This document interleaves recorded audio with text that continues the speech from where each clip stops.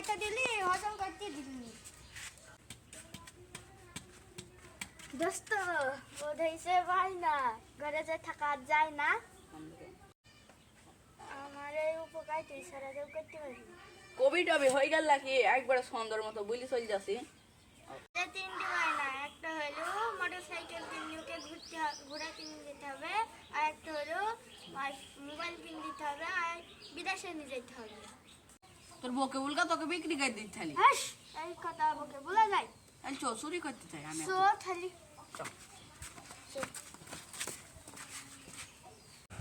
ওই দে একটা ঘড়ি তানভীর নি তুই হাত দে ঘড়ি নে না নে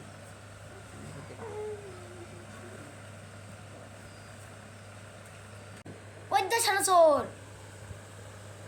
দাঁড়া দেখাসি